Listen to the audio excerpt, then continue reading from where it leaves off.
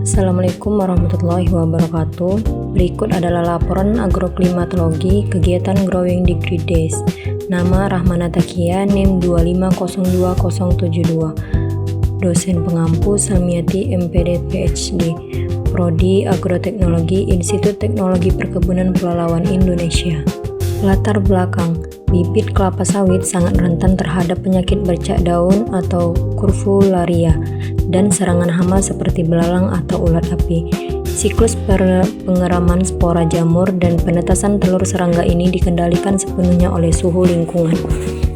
Menghitung GDD di pembibitan membantu mendeteksi peak windows atau waktu puncak ledakan hama, sehingga tindakan preventif seperti penyemprotan fungisida atau insektisida bisa dilakukan tepat sebelum populasi meledak. Kegiatan Growing Degree Days pada bibit kelapa sawit melatar belakangi transisi dari manajemen pembibitan berbasis kira-kira atau kalender harian menuju pertanian presisi. Hal ini memastikan bahwa bibit yang dikirim ke lapangan memiliki kualitas seragam, sehat, dan matang secara fisiologis. Bayu dan Yanto 2021. Tujuan praktikum yaitu untuk mengamati pertumbuhan daun dan menghitung jumlah daun kelapa sawit dari hari ke-1, lalu diukur lagi di hari ke-25 serta mencari nilai GDD dengan cara mengukur suhu di pagi hari, nilai Tmin, dan di siang hari Tmax selama 25 hari pengamatan. Alat dan bahan: penggaris untuk mengukur tinggi daunnya, alat tulis untuk mencatat hasil dari pengukuran tinggi daun tersebut. Handphone digunakan untuk mengukur suhu di siang hari untuk mencari nilai Tmax-nya dan di pagi hari untuk mencari nilai tingginya. Cara kerja yang pertama yaitu ambil penggaris atau tali rapia, lalu kunjupkan semua daun kelapa sawit dan ukur mulai dari daun paling bawah, lalu ke atas. Ukur tinggi daun kelapa sawit satu persatu, hasil ukurannya ditulis di kertas. Kemudian tahap selanjutnya yaitu penyiraman. Setelah penyiraman, dicek suhu Tmin atau Tmax. Pada hasil penambahan tinggi bibit, penambahan tinggi sama dengan tinggi akhir dikurang tinggi awal hasil.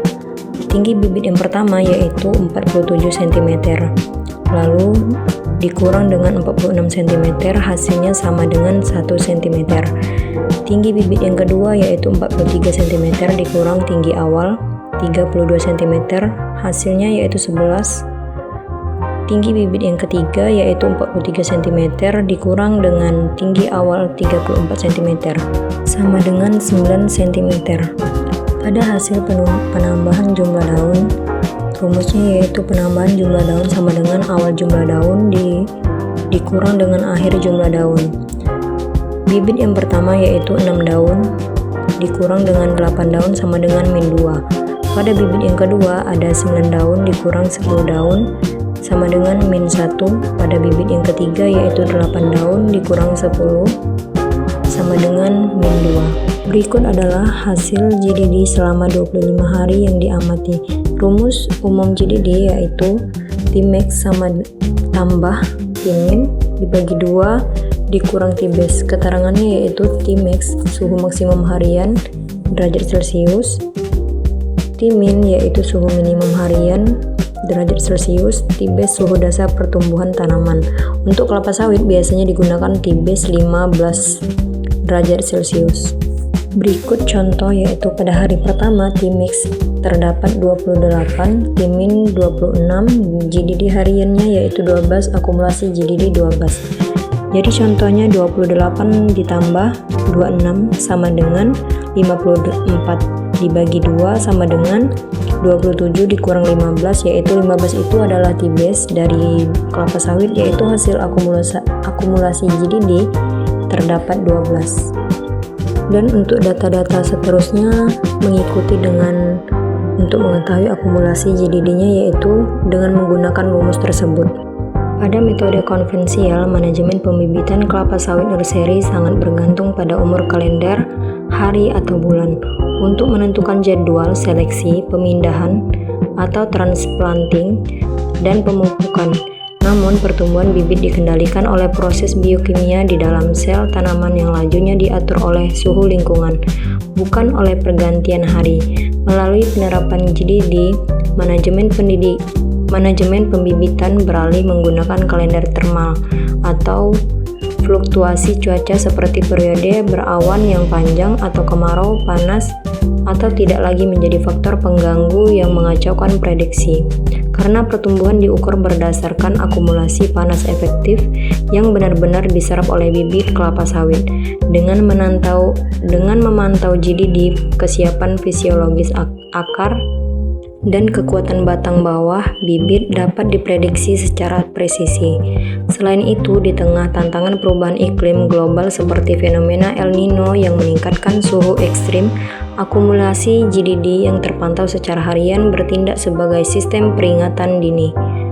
Manajemen dapat mengambil keputusan cepat untuk menambah intensitas penyiraman atau memasang jaring peneduh atau paranet guna memanipulasi suhu mikro pembibitan agar bibit tidak mengalami etiolasi atau meninggi secara abnormal.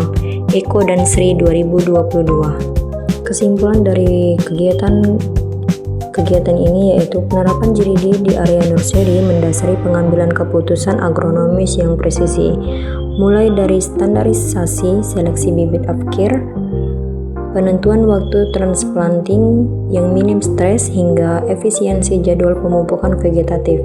Pemantauan GDD berkontribusi langsung pada efisiensi biaya produksi perkebunan dengan cara mengoptimalkan penyerapan pupuk, menekan pemborosan pestisida, dan memastikan hanya bibit berkualitas tinggi yang ditanam di lapangan. Berikut adalah daftar pustaka. Mungkin itu saja yang bisa saya sampaikan. Sekian, terima kasih. Wassalamualaikum warahmatullahi wabarakatuh.